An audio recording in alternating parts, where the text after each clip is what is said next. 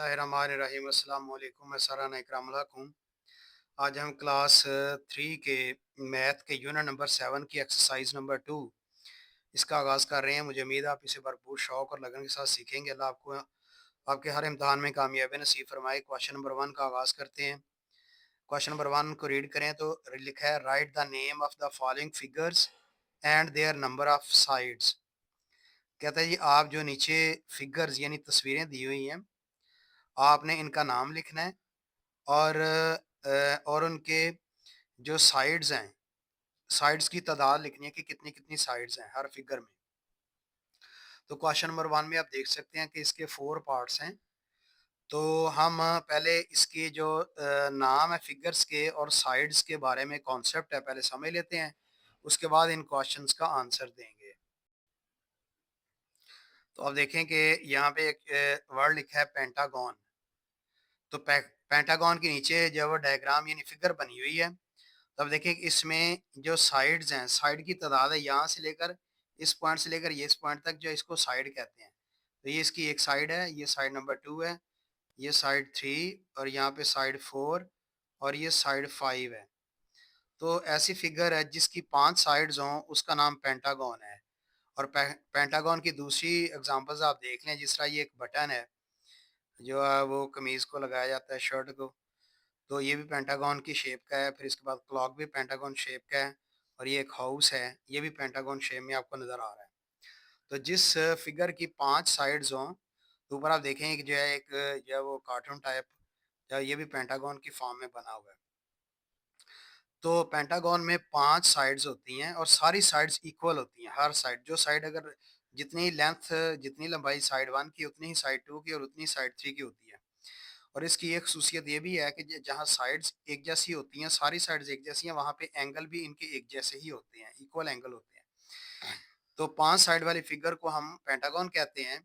और अगर 6 साइड वाली फिगर आ जाए तो उसका नाम हेक्सागन है। तो हेक्सागन में देखें कि फिगर में कि ये इसकी ये साइड 1 है, फिर ये साइड 2, साइड 3, साइड 4, साइड 5 और साइड 6। तो ये जो नंबर मैं आपको आपको लिख के दे रहा हूँ, तो ये नंबर जो है ये आपने नहीं लिखने, सिर्फ आपको समझाने के लिए बता रहा हूँ कि आपकी जो आपको जो है इनकी साइड्स गिनकर अंदाजा हो जाएगा कि जितनी साइड्स, इस यहाँ पे 6 साइड्स हैं, तो इस ऐसी फिगर का नाम हेक्सागन होता है। और इसकी जितनी साइड्स हैं, 6 की 6 साइड्स, हर साइड का डिस्टेंस एक जैसा होता है, हर एक की लंबाई एक जैसी है और हर एक का एंगल भी एक जैसा ही होगा हेक्सागन में। और हेक्सागन के नीचे एग्जांपल भी आप देख लें कि जो है ये शहद की मक्खियों का जो छत्ता है, तो बिहाइव जो है इसे कहते हैं। तो ये भी जो है हेक्सागन शेप का है। फिर सा एक डिज़ाइन है हेक्सागन फॉर्म में। फिर ये जो नट है, नट के ऊपर जो कैप है, ये वाली कैप, इसकी भी आप देखेंगे तो ये 6 साइड्स की जो है ना वो शेप बनी हुई है ऊपर वाली। तो ये यहाँ पे आप देखें, ये भी जो है ना वो एक ऑटम टाइप है। तो ये भी 6 साइडेड फिगर है। तो 6 साइडों वाली फिगर को हम हेक्सागन कहते हैं। मज़ीद हम इसके बारे में थोड़ा मज़ीद अगर स्टडी करें तो एक टेबल है, आप बुक में देखें नेक्स्ट पेज के ऊपर। तो इसमें ये शेप वाला जो है वो कॉलम है, फिर उसके बाद इसके नाम लिखे हुए हैं, फिर हर एक साइड नंबर ऑफ साइड्स दी हुई हैं, कितनी इस फिगर में साइड्स हैं, फिर नंबर ऑफ वर्टिसेस दिए हुए हैं, जितने इसके वर्टिसेस हैं यानी कोने होते हैं, वर्टेक्स को हम कोने को वर्टेक्स कहते हैं। ट्राइंगल है, देखें ट्राइंगल का नाम जो है ट्राइंगल लिखा है, इसकी 3 नंबर ऑफ साइड्स हैं, 1 2 3 और इसके 3 वर्टिसेस हैं। वर्टिसेस कोने को कहते हैं, 1 2 और 3। इस तरह से ये स्क्वायर की भी ऐसे ही है। आगे पेंटागन देख लें। पेंटागन अभी हमने किया। पेंटागन में 5 साइड्स होती हैं और 5 इसके वर्टिसेस हैं। फिर से हेक्सागन है, ये 6 साइड्स वाली फिगर है, तो इसको हेक्सागन कहते हैं। तो ये 6 है, इसकी नंबर ऑफ साइड्स हैं और नंबर ऑफ वर्टिसेस 6 हैं। फिर से हेप्टागन है, ये 7 साइड्स हैं, इसकी साइड्स को काउंट करेंगे तो ये 7 होंगी। तो हेप्टागन इसको कहते हैं और ये नंबर ऑफ साइड 7 है और नंबर ऑफ वर्टिसेस भी इसके 7 होंगे। फिर आगे ये है एक फिगर है जिसकी 8 साइड्स हैं। इन साइड्स को आप काउंट कर लें तो 8 साइड्स होती हैं। 8 साइड्स वाली फिगर को ऑक्टागन कहते हैं। तो ऑक्टागन की 8 साइड्स होती हैं और 8 ही नंबर ऑफ वर्टिसेस होती हैं। हम आगे क्वेश्चन को सॉल्व करते हैं। तो हम फिगर को देख लें कि इस फिगर में पहले जो नाम लिखा हुआ है नंबर ऑफ साइड्स, तो इस फिगर की साइड्स कितनी हैं आप देख लें कि ये साइड नंबर 1 है, फिर ये साइड 2 है, ये साइड 3 है, इसे 4 कहते हैं और ये साइड नंबर 5 है। तो इसकी नंबर ऑफ साइड्स आपने देख लिया कि नंबर ऑफ साइड्स यहाँ पे 5 है। तो 5 साइड्स वाली फिगर को हम कहते हैं कि उसको पेंटागन कहते हैं, यानी 5 के नाम से इसको जो है वो पेंटा। तो पेंटा जो है वो साइड को कहते हैं और गॉन कहते हैं इसके कोनों को। तो पेंटागन 5 साइड वाला जो है वो फिगर है उसको पेंटागन कहते हैं, ये इसका नाम है। फिर इस तरह से ये फिगर देख लें कि इसमें साइड्स हैं 1, 2, 3, 4, 5 और 6। नंबर ऑफ साइड्स इसकी 6 हैं और इसका नाम होगा जिसकी 6 साइड्स हों, अभी हमने इसका पढ़ा है, उसको कहते हैं हेक्सा। हेक्सा कहते हैं 6 को और गॉन कहते हैं इसकी साइड्स को। पेंटा में भी ऐसे ही है, पेंटा में 5 को कहते हैं और गॉन कहते हैं इसकी साइड को। 5 साइड वाली फिगर को हम पेंटागन कहते हैं, 6 साइड वाली फिगर को हेक्सागन कहते हैं। आगे नेक्स्ट फिगर है, इसकी जो वो साइड्स को काउंट करें, 1, 2, 3, 4, 5, 6, 7 और ये है 8। नंबर ऑफ साइड्स इसकी 8 हैं। आप यहाँ पे 8 लिखेंगे और इसका नाम भी फिर लिखना हमने, जिसकी 8 साइड्स होती हैं ऐसी फिगर को हम कह देते हैं कि ऑक्टा है। ऑक्टा, ये ऑक्टा का मतलब 8 होता है। आगे गॉन लिखेंगे, गॉन का मतलब इसकी साइड्स हैं, ऑक्टागॉन। इस तरह से ये फिगर है, ये थोड़ी सी ज्यादा साइड्स वाली है। अब हम इसको काउंट कर लेंगे, 1, 2, 3, 4, 5, 6, 7, 8, 9 और ये 10। तो इसकी नंबर ऑफ साइड्स 10 है। तो ऐसी फिगर जिसकी साइड्स 10 हो, ऐसी फिगर को हम कह देते हैं डेकागॉन। डेका कहते हैं 10 को और गॉन जो है वो उसकी साइड्स को जाहिर करता है।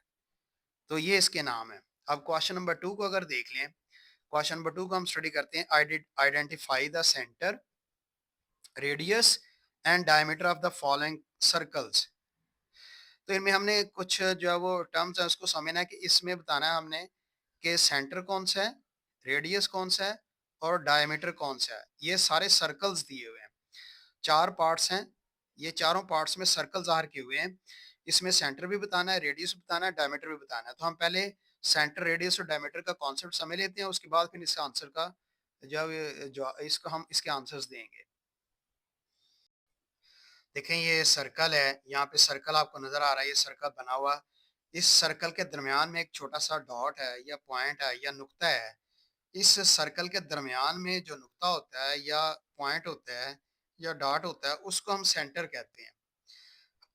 और इसकी खूबी ये है कि जो पॉइंट सेंटर में लगा हुआ है, इस सेंटर से आप सर्कल की किसी भी साइड के ऊपर आप देख लें इसकी लाइन खींच के, तो इसका फासला जितना यहाँ से यहाँ तक है, किसी और साइड के ऊपर भी ये लाइन खींच के आप चेक कर लें, तो ये इसका फासला डिस्टेंस एक जैसा ही होगा। बेशक इस तरफ चेक कर लें तो इसका डिस्टेंस भी हर साइड का डिस्टेंस एक जैसा होगा। तो सेंटर वो पॉइंट होता है जो सारे सर्कल के दरमियान में वाक़या हो। ये लाइन सिर्फ आपको वैसे लगा के जब बताई है कि ये जो लाइन लगा के हम इसको अगर मेजर कर लें कितनी ही लंबाई है इसकी, उतनी ही इधर होगी, उतनी ही इधर होगी, जितनी मर्जी आप साइड चेक कर लें सर्कल के साथ टच करके लाइन, तो इसका डिस्टेंस सबका एक जैसा होगा। तो अब देखें जिस तरह ये क्लॉक की एग्जांपल है, क्लॉक सेंटर में जो है सेंटर पॉइंट है जिसके ऊपर सुइयां लगी होती हैं, यानी हैंड्स होती हैं, मिनट हैंड और आवर हैंड और सेकंड्स हैंड वगैरह होती हैं। तो ये क्लॉक के दरमियान वाला ये जो हिस्सा होता है इसको सेंटर कहते हैं। इस तरह ये कॉइन है, कॉइन के दरमियान भी एक सेंटर होता है। इस तरह से ये व्हील है, पहिया है, पहिए के दरमियान में जहाँ पहिया घूमता है उसको एक्सल कहते हैं और एक्सल पहिए के यानी रिम के या व्हील के दरमियान में होता है, तो उसको हम सेंटर कहते हैं। अब हम क्वेश्चन के आंसर देते हैं। तो अगर आप देखें एक और सर्कल है, इस सर्कल के दरमियान में एक सेंटर है। इस सेंटर से एक लाइन खींची गई है जो सर्कल के एक पॉइंट से लाइन लगाते हुए सेंटर को टच करते हुए सर्कल के दूसरी साइड के ऊपर जाके मिलती है। तो सेंटर के अंदर से लाइन गुजर जाए और वो सर्कल के दोनों साइड के किनारों के ऊपर किसी दो पॉइंट्स पे आके मिले, तो ऐसी सीधी लाइन को हम डायमीटर का नाम देते हैं, यानी डायमीटर है। सेंटर में से अगर कोई लाइन गुजर जाए और सर्कल के दो पॉइंट्स को टच करे तो उसको डायमीटर कहते हैं। लेकिन अगर ऐसा हो कि अगर सर्कल हो, उस सर्कल के सेंटर में से एक लाइन हम सेंटर में से लाइन ड्रॉ करें और सर्कल के किसी एक पॉइंट को टच कर दें, तो ये जो सर्कल के आधी लाइन ड्रॉ की हमने, यानी सेंटर से हमने सर्कल के किसी पॉइंट तक ये जो लाइन हमने ड्रॉ की, ये आधे सर्कल की लाइन ड्रॉ की है। ऐसी लाइन को हम कह देते हैं कि वो रेडियस है। और ये रेडियस देखें, अब यहाँ पे भी ये डॉट लाइन ऊपर की तरफ नजर आ रही है, तो ये भी रेडियस है। रेडियस का नाम सी डी हो सकता है। और ये रेडियस है बी सी है। इस तरह से ये ए सी है, ये एक लाइन है, ये भी रेडियस है। फिर इस तरह से सी ई, ये भी एक लाइन जो वो आधे सर्कल की लगी हुई है, इसको भी हम कह देते हैं कि ये भी रेडियस है। और आप पहले जान चुके हैं कि सर्कल के जो दरमियान में पॉइंट होता है उसको हम सेंटर कहते हैं। और सर्कल के सेंटर को टच करते हुए किसी एक पॉइंट के साथ जो लाइन लगाते हैं, सर्कल के आधी लाइन होती है, उसको रेडियस कहते हैं। और अगर ये पूरी लाइन यहाँ से ए से लेकर सेंटर से होते हुए बी तक जाए, हम इसको डायमीटर कहते हैं। पहले पढ़ चुके हैं, अब हम इसके आंसर बताते हैं। अब हम इसका पढ़ लेते हैं। Identify the centre, radius and diameter of the following circles. हम पहले सेंटर या रेडियस और डायमीटर बताएंगे। फिगर को देखें पहले, ये फिगर हमारे पास सर्कल है, इसके दरमियान में एक पॉइंट लगा हुआ है, इस पॉइंट का नाम है ए। तो असल में ये जो पॉइंट दरमियान में है, असल में ये सेंटर है। तो हम इसको सेंटर के जो वो स्पेलिंग चूंकि क्वेश्चन में लिखे हुए हैं, हम क्वेश्चन से स्पेलिंग जो वो याद करके लिख देते हैं। CENT के बाद ई और फिर आर आता है। ये हमने सेंटर में से सेंटर के स्पेलिंग यहाँ से देख के लिख देने हैं। और इसके बाद आगे इसके आंसर देते हैं। अब दूसरी फिगर को देखें तो सेंटर से एक लाइन गुजरते हुए किसी एक पॉइंट के साथ मिल जाती है सर्कल के साथ, तो ये सर्कल की आधी लाइन है, हाफ लाइन कह लें। तो ऐसी जो है वो लाइन को हम कह देते हैं कि ये है रेडियस। और रेडियस के स्पेलिंग हम लिखेंगे RADIUS। इस तरह से दूसरे ये तीसरे पार्ट में भी देखें, ये BC एक सर्कल की आधी लाइन लगी हुई है जो सेंटर में से होके आती है, तो ये भी रेडियस है। तो रेडियस के स्पेलिंग लिख देंगे RADIUS। फिर लास्ट में आप देखें कि सेंटर में से एक लाइन गुजरती है, पॉइंट सी से होती हुई सेंटर में से गुजरते हुए पॉइंट डी तक पहुंचती है। तो जो सेंटर को टच करते हुए लाइन सर्कल के दो पॉइंट्स को आपस में मिलाए, तो ऐसी लाइन को हम कह देते हैं कि यह है डायमीटर। तो हम डायमीटर के स्पेलिंग यहाँ पे लिख देंगे, यानी DIA, उसके बाद ME, और आखिर में लिख देंगे TER। तो आप स्पेलिंग याद कर लें तो बहुत अच्छी बात है, क्वेश्चन के अंदर भी लिखे हुए हैं। अब नेक्स्ट क्वेश्चन को स्टार्ट करते हैं। क्वेश्चन नंबर 3 है, फिल इन द ब्लैंक्स। तो हमने ब्लैंक्स को फिल करना है। ये भी 3 पार्ट्स हैं, 3 फिल इन द ब्लैंक्स हमने जो है फिल करनी है। A right angle is a dash of a turn. तो हम यहाँ पे पहले देखेंगे कि ये राइट एंगल, फिर आगे 2 राइट एंगल्स, फिर 3 राइट एंगल्स, यानी a right angle, 2 right angles, 3 right angles ये बनाते हैं। ये कौन सी टर्न बनाते हैं, हम ये पहले इसके कॉन्सेप्ट को समझते हैं, उसके बाद ये क्वेश्चन करते हैं। तो 2D shapes and right angles के टॉपिक के तहत हम पढ़ते हैं। देखें, ये एक स्टेटमेंट लिखिए, a right angle is a quarter of a turn.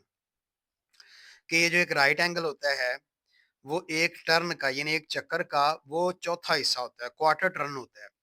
तो आप इसकी जो है वो इसको ऐसे समझ लें कि जैसे ये जो है, ये हमारे पास ये एक ऐसी फिगर है, ये जो क्वार्टर टर्न है, क्वार्टर टर्न, यानी एक समझ लें कि ये एक सर्कल है, सर्कल का ये चौथा हिस्सा, फोर्थ पार्ट जो है आपको यहाँ पे नजर आ रहा है, इसको क्वार्टर टर्न कहते हैं। और असल में ये राइट एंगल है, वो राइट एंगल का मतलब होता है 90 डिग्री। और इस शक्ल में होता है 90 डिग्री जो है, और इसकी दो साइड्स हैं, और दो साइड्स के दरमियान में जो एंगल है 90 डिग्री होता है।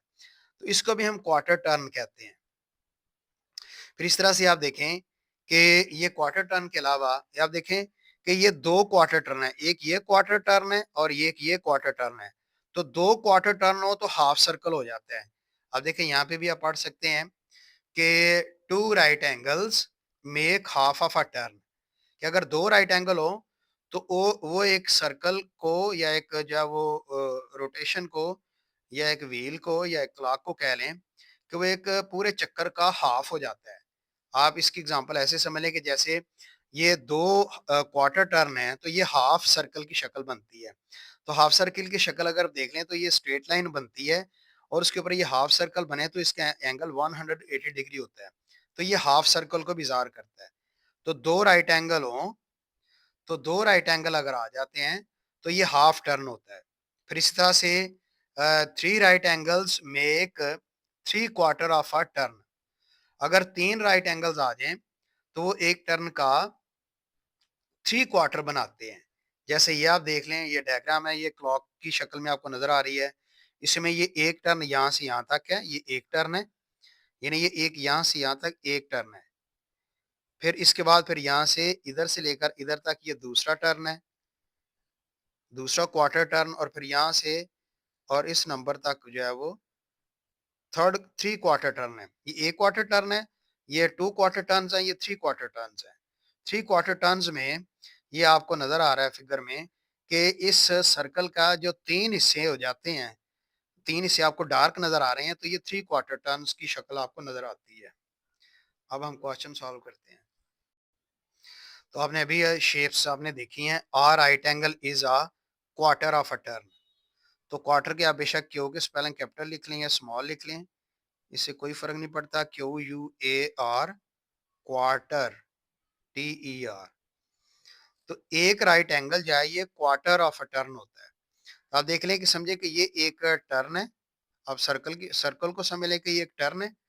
तो इसमें से ये जो एक चौथा इसका जो सेंटर से लेकर इस तरफ जो होगा, ये इसका क्वार्टर टर्न होता है। और इधर से आप बेशक ऐसे इसको क्वार्टर टर्न एरो की शक्ल में ज़ाहिर कर लें, तो ये क्वार्टर टर्न है, यानी चौथा हिस्सा है इसका।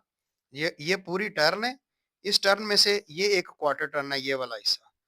फिर दूसरा, 2 right angles make a half. फिर 2 राइट एंगल हैं, एक राइट एंगल ये बन गया, दूसरा राइट एंगल अगर हम इस तरह से बना दें, फिगर को बड़ा कर लें, तो ये 2 राइट एंगल हो जाते हैं। इन 2 राइट एंगल्स में आप देखें, तो ये नीचे की तरफ आप जब वो देखेंगे, तो ये नीचे भी हाफ सर्कल बन गया है, और ऊपर की तरफ देखें तो ये भी हाफ सर्कल बन गया है। तो ये हाफ टर्न है। तो 2 right angles make a half turn. तो हाफ के स्पेलिंग आपने लिखनी है HAL और साथ F लिख देना है, हाफ टर्न। फिर आगे तीसरा है, 3 राइट एंगल्स मेक अ, आगे ये डैश है, खाली जगह टर्न है। तो 3 राइट एंगल्स हो, तो 3 क्वार्टर टर्न होता है वो। तो हम 3 क्वार्टर टर्न के 3 के स्पेलिंग लिखेंगे पहले, फिर उसके बाद क्वार्टर के स्पेलिंग लिखेंगे, QUARTER। तो ये इसका आंसर होगा, 3 right angles make a 3 quarter turn. अगर 1 ए राइट एंगल हो तो 1 क्वार्टर टर्न होता है। 2 राइट एंगल्स होंगे तो 2 क्वार्टर टर्न होते हैं। अगर 3 राइट एंगल्स होंगे तो 3 क्वार्टर टर्न होते हैं। ये इसका आंसर है। क्वेश्चन नंबर 4 आप देख लें। क्वेश्चन नंबर 4 में है, draw a line that is. देखिए यहाँ पे इन फिगर में लाइन एक ड्रॉ की हुई है, सेंटर के साथ जो है वो सेंटर से मिलती है सर्कल की तरफ। हर डायग्राम एक ही तरह से है। हमने क्या करना है, क्वेश्चन को पढ़ के हमने देखना है कि हमने लाइन किस तरह ड्रॉ करनी है। Draw a line that is, कि एक लाइन ड्रॉ करें, वो इस तरह से ड्रॉ करें। पहले पार्ट में देखा a quarter turn clockwise. Quarter turn आप पहले सीख चुके हैं, और यहाँ पे क्लॉकवाइज। और दूसरे पार्ट में देखें a quarter turn anti clockwise. तो क्लॉकवाइज और एंटी क्लॉकवाइज के बारे में आपको कॉन्सेप्ट अभी समझाते हैं, उसके बाद फिर क्वेश्चन सॉल्व करते हैं। तो देखिए जी, क्लॉकवाइज एंड एंटी क्लॉकवाइज हम पहले ये पढ़ लेते हैं कॉन्सेप्ट, उसके बाद फिर देखते हैं कि क्वेश्चन को कैसे सॉल्व करना है। पहले क्लॉकवाइज है। Clockwise movement is the direction that a clock's hands move which is moving to the right. कहते हैं ये क्लॉकवाइज वो मूवमेंट होती है कि जो क्लॉक की जो सुइयां होती हैं, उस जिस डायरेक्शन में सुइयां क्लॉक की मूव करती हैं, उसी डायरेक्शन को क्लॉकवाइज टर्न कहते हैं। तो आप देख सकते हैं इसमें जो डायग्राम में है, नीचे डायग्राम आपको नजर आ रही है, यहाँ लिखा भी है क्लॉकवाइज लिखा हुआ है। तो क्लॉकवाइज लिखने के साथ नीचे ही उन्होंने ये देखे क्लॉक की सुइयां, आप देखें कि यहाँ से 12 से 1 की तरफ आती हैं, फिर 2 की तरफ, फिर 3 की तरफ, यानी इस तरह से मूव करती हैं। ऐसे क्लॉक की सुइयां जो है ना मूव करती रहती हैं।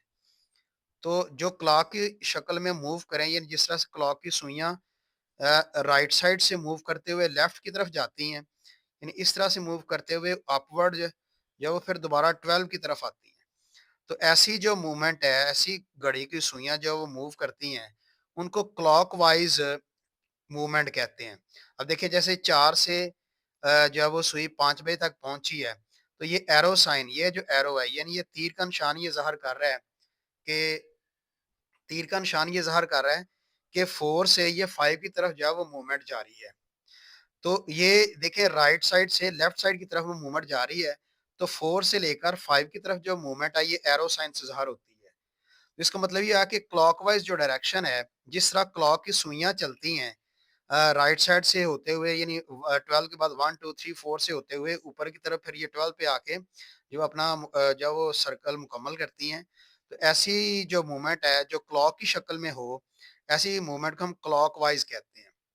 फिर इसके बाद इसका उलट है anticlockwise. Anticlockwise also known as counterclockwise is the opposite direction of clockwise which is moving to the left. तो एंटी क्लॉकवाइज का दूसरा नाम है काउंटर क्लॉकवाइज। तो काउंटर क्लॉकवाइज जो है ये इसको काउंटर क्लॉकवाइज कह लें या एंटी क्लॉकवाइज कह लें, ये दोनों का एक ही मतलब है। और ये एंटी क्लॉकवाइज या काउंटर क्लॉकवाइज ऐसी जो वो मूवमेंट होती है जो क्लॉकवाइज की उलट होती है, यानी क्लॉक के उलट चलती है, यानी लेफ्ट की तरफ चलती है। क्लॉक जो था जो क्लॉकवाइज मूवमेंट थी वो राइट साइड पे चलती थी और जो एंटी क्लॉकवाइज मूवमेंट है ये लेफ्ट की तरफ मूव करेगी। जैसे ही आप क्लॉक की तरफ ही देख लें कि इस क्लॉक को अगर आप चेक करें तो लिखा हुआ है एंटी क्लॉकवाइज। तो एंटी क्लॉकवाइज में आप ये देखें, अगर ये गौर से देखें तो ये 3 से ऊपर की तरफ 2 की तरफ ये मूवमेंट जारी है। तो ये एरो का साइन आपको ज़ाहिर कर रहा है ये व्हाइट कलर का कि ये डायरेक्शन इसकी जो है वो लेफ्ट की तरफ मूव कर रही है। यानी इसकी मूवमेंट जो है वो उल्टी रुख की तरफ जाएगी। ये क्लॉकवाइज की तो राइट साइड की तरफ मूवमेंट थी और इसकी जो मूवमेंट है इसकी उलट साइड के ऊपर होगी। यानी इस तरह से इसकी मूवमेंट आती है। तो ऐसी मूवमेंट को जो लेफ्ट की तरफ हो, यानी इस तरह से ये मूवमेंट है, तो ऐसी मूवमेंट को हम कह देते हैं कि ये एंटी क्लॉकवाइज, यानी क्लॉक के उल्टे रुख की तरफ जो मूवमेंट होगी। क्लॉक के उल्टी साइड के ऊपर जो अगर कोई डायरेक्शन में चीज मूव करेगी हम उसको एंटी क्लॉकवाइज कहते हैं। तो अब हम क्वेश्चन को सॉल्व करेंगे, तो क्लॉकवाइज और एंटी क्लॉकवाइज का ख्याल रखते हुए हम उसको ड्रॉ करेंगे। अब हम यह ड्रॉ करते हैं, draw a line that is, कहता है आपने एक लाइन ड्रॉ करनी है और इस तरह से ड्रॉ करनी है रीड करके। पहले पार्ट को रीड करें, a quarter turn clockwise. Quarter turn आपको पता है कि सर्कल का चौथा हिस्सा होता है, उसको क्वार्टर टर्न कहते हैं। और क्वार्टर टर्न आपने कैसे इसको ड्रॉ करना है, क्लॉकवाइज। जी यानी जिस तरह से क्लॉक की सुइयां मूव करती हैं, क्लॉकवाइज हो तो राइट साइड होता है, यानी इस तरह से ये राइट साइड, ये जो यहाँ पे ये एक लाइन ड्रॉ की है इससे आपने राइट साइड की तरफ यानी क्लॉकवाइज की तरफ ऐसे मूवमेंट जारी रखनी है।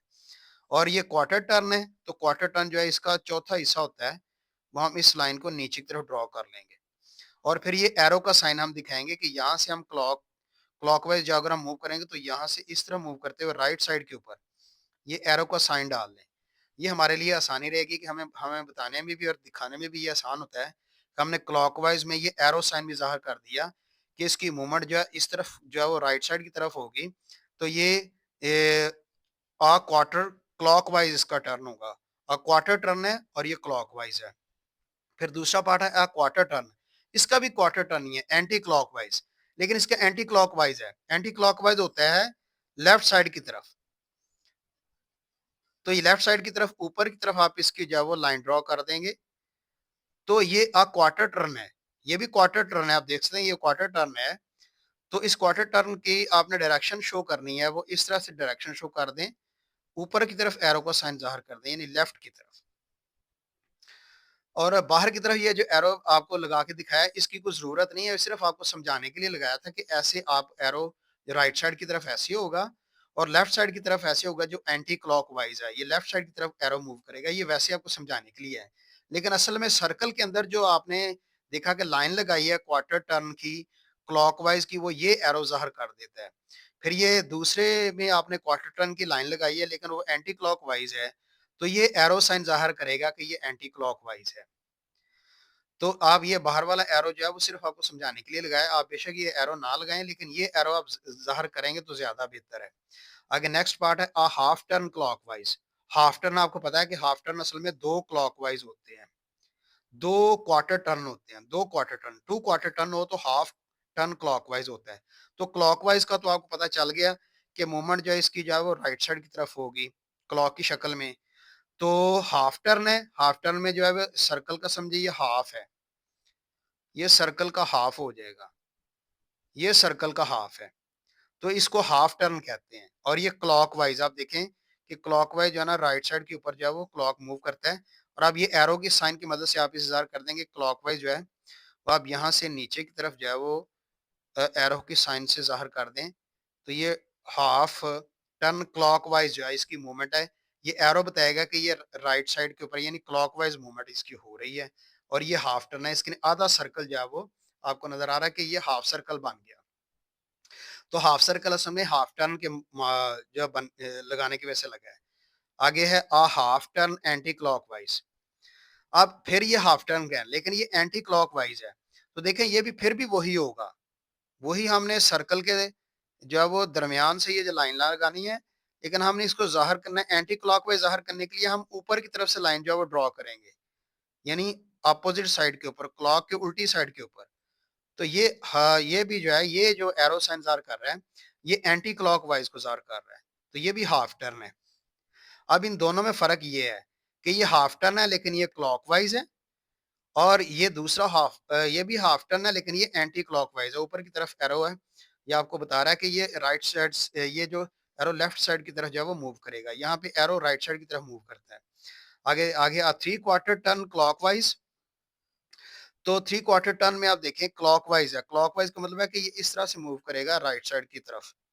तो राइट साइड की तरफ मूव करते हुए ये थ्री क्वार्टर टर्न है। पहला क्वार्टर टर्न तो आपको पता है यहाँ पे होगा, दूसरा क्वार्टर टर्न यहाँ पे होगा, फिर तीसरा क्वार्टर टर्न ऊपर की तरफ होगा। हम ऊपर की तरफ लाइन ड्रॉ कर देंगे और इस तरह से यहाँ से हमने, क्योंकि ये क्लॉकवाइज है, तो क्लॉकवाइज में हम राइट साइड की तरफ जो है वो सर्कल छोटा सा बनाते हुए एरो साइन बनाएंगे। और ये एरो साइन बता रहा है और एरो साइन इशारा कर रहा है कि ये क्लॉकवाइज जो है ये थ्री क्वार्टर टर्न में मूव किया है यहाँ से। तो यानी इस तरह से ये यहाँ से मूव करते हुए हम थ्री क्वार्टर टर्न यहाँ तक कंप्लीट करते हैं। और ये जो एरो बताता है कि ये थ्री क्वार्टर टर्न है क्लॉकवाइज में। और नेक्स्ट पार्ट है, तो थ्री क्वार्टर एंटी क्लॉकवाइज। तो एंटी क्लॉकवाइज में क्या होता है, एंटी क्लॉकवाइज में आपने इसको जाहिर करना है इस तरह से कि चूंकि ये उल्टी रुख की तरफ मूव करेगा, तो आपको पता है कि ये यहाँ पे एक क्वार्टर टर्न होगा, हाफ क्वार्टर टर्न, ये एक क्वार्टर टर्न है, फिर ये टू क्वार्टर टर्न है, ये हाफ हो जाता है, फिर ये थ्री क्वार्टर टर्न नीचे की तरफ होगा। ये है एंटी क्लॉकवाइज। तो आपने इसको लाइन को डार्क कर दें और फिर यहाँ से इस तरफ से लेफ्ट साइड की तरफ इसको एरो को घुमाते हुए इस तरफ लेके आएंगे और ये एरो साइन ज़ाहिर कर देंगे। तो ये थ्री क्वार्टर एंटी क्लॉकवाइज जो है वो डायरेक्शन में नज़र आ रहा है आपको। तो ये शेप है हमारी, इसको थ्री क्वार्टर एंटी क्लॉकवाइज कहते हैं। अब नेक्स्ट क्वेश्चन को सॉल्व कर लेते हैं। अब क्वेश्चन नंबर 5 है इस एक्सरसाइज का, which figure represents the slide. अब हमने ये बताना है कि इनमें से कौन सी फिगर है, फिगर 1 और फिगर 2। यानी पार्ट 1 के अंदर दो फिगर है, एक फिगर 1 एक फिगर 2 है। फिर पार्ट 2 में भी दो फिगर्स हैं, एक फिगर 1 है और दूसरी फिगर 2 है। हमने यहाँ पे इन बताना ये है कि कौन सी फिगर है जो स्लाइड को ज़ाहिर करती है। तो हम पहले स्लाइड का कॉन्सेप्ट समझ लेते हैं, उसके बाद ये क्वेश्चन सॉल्व करते हैं। देखिए यहाँ पे कुछ कॉन्सेप्ट हैं, यानी फ्लिप है, स्लाइड है और टर्न है। चूँकि हम स्लाइड के बारे में स्टडी करना चाहते हैं, तो स्लाइड आप देख लें कि ये जो फिगर है ये स्लाइड के बारे में है। स्लाइड भी कहते हैं और इसको ट्रांसलेशन भी कहते हैं। तो असल में ये स्लाइड और ट्रांसलेशन का मतलब ये होता है कि ये ऐसी ट्रांसफॉर्मेशन है, ट्रांसफॉर्मेशन का मतलब होता है चेंज। अब देखें कि ये जिस तरह से ये ट्राइंगल बनी हुई है, ये ट्राइंगल इसी ही तरह से आगे की तरफ मूव कर रही है और सेम डायरेक्शन में मूव कर रही है। और जिस तरह की ये शेप है, इस शेप में कोई फ़र्क नहीं पड़ा, बिल्कुल वैसे ही शेप यहाँ पे आपको इसकी ट्रांसफॉर्मेशन में यानी इसकी जो है वो शेप वैसे ही नज़र आती है। तो ऐसी सूरत हाल को हम स्लाइड कहते हैं। स्लाइड को मज़ीद अगर स्टडी करें, तो हमारे पास एक ऐसा जो है वो ये डेफिनिशन है, slide is a transformation in which every point of a figure simply moves in the same direction by the same distance. यानी स्लाइड एक ऐसी चेंज है, ट्रांसफॉर्मेशन का मतलब चेंज होता है। यानी ट्रांसफॉर्मेशन मीन्स होता है चेंज। यानी स्लाइड का मतलब है कि यानी slide slide is a transformation. Slide से मुराद है कि ये ऐसी चेंज है जिसमें हर पॉइंट, फिगर का हर पॉइंट सीधी तरह से एक ही डायरेक्शन में मूव करता है और सेम डिस्टेंस में ही वो मूव करता है। हम इसको जब हम देखेंगे कि फिगर में कोई फर्क नहीं पड़ता, जैसी फिगर होती है वैसी ही रहती है, यानी ना नीची होती है फिगर ना ऊंची होती है। अब हम इसका आंसर देते हैं। अब हम इसका आंसर दे सकते हैं, which figure represent the slide. अब देखें कि फिगर यानी पार्ट वन में फिगर वन फिगर टू है। अब देखें फिगर वन में जिस तरह की शेप पहली है, दूसरी शेप भी बिल्कुल वैसे ही वैसे है, इसमें कोई चेंजिंग नहीं है। इसकी मूवमेंट थोड़ी आगे है पहली फिगर से, लेकिन दूसरी फिगर में आप देखें तो इनकी जो है वो डायरेक्शन चेंज है। ये जिस डायरेक्शन में आपको ये फिगर नजर आ रही है, उसकी अपोजिट डायरेक्शन में ये नजर आ रही है। डायरेक्शन अपोजिट नहीं होनी चाहिए। स्लाइड में जिस तरह की पहली फिगर है, दूसरी फिगर भी उसी तरह ही नजर आनी चाहिए, बेशक थोड़े से फासले के ऊपर हो। तो इस तरह से फिगर वन जो है वो इसका आंसर है। हम इसको सर्कल लगा देते हैं कि फिगर वन जो है ये स्लाइड को ज़ाहिर करती है, फिगर टू स्लाइड को ज़ाहिर नहीं करती। फिर दूसरा पार्ट है, ये दो ट्राइंगल्स हैं बिल्कुल सेम शेप की हैं, और इनमें थोड़ा सा ये जो फिगर है ट्राइंगल की, इससे ये दूसरी फिगर जो है वही उसी शेप में नजर आती है, बेशक थोड़े से डिस्टेंस के ऊपर है, थोड़े से फासले के आगे की तरफ मूव की हुई है। तो ये फिगर वन जो है यहाँ पे ज़ाहिर करती है कि ये स्लाइड है। लेकिन फिगर टू में देखें जिस तरह फिगर वन है ट्राइंगल की, तो ये फिगर यहाँ पे जाके उल्टी हो जाती है। ऐसी बात नहीं है, ये बात गलत है। स्लाइड में ऐसा नहीं होता। स्लाइड में जो फिगर पहली होती है वो उसी तरह की फिगर दूसरी हमें नजर आती है स्लाइड में। तो यहाँ पे भी फिगर वन जो है इसका आंसर होगा। फिगर वन जो है ये स्लाइड है। अब क्वेश्चन नंबर जो है वो 6 है। क्वेश्चन नंबर 6 में कहा है कि draw a slide pair diagram. कहता आपने एक ये पेयर डायग्राम का मतलब कि तस्वीर का यानी डायग्राम का एक जोड़ा आपने बनाना है, वो स्लाइड का होना चाहिए। जैसे आप देख लें कि ऊपर वाले क्वेश्चन में कि ये दो ट्राइंगल हैं, ये स्लाइड की ट्रांसफॉर्मेशन को ज़ाहिर करती हैं। तो ये भी एक पेयर है, इस तरह से ये भी एक ज़ाहिर कर रही हैं। दोनों फिगर जो हैं, ये दोनों जो है वो तस्वीरें आपको एक जो है वो फिगर है, दूसरी उसकी जो है वो स्लाइड है, या कह लें कि इसकी ट्रांसफॉर्मेशन है, ये एक ही शेप में नज़र आती हैं। तो थोड़े से फासले पर नज़र आ रही हैं। तो हमने इस तरह की स्लाइड बना सकते हैं। तो बेशक इस शेप को भी बना लें, लेकिन इसकी फिगर जिस तरह की पहली है दूसरी भी वैसी ही नज़र आनी चाहिए। तो कोई भी हम फिगर बना दें, फिगर का जोड़ा था, यानी ये दो फिगर जो बने हुए हैं इसको पेयर पेयर कहते हैं, पेयर डायग्राम।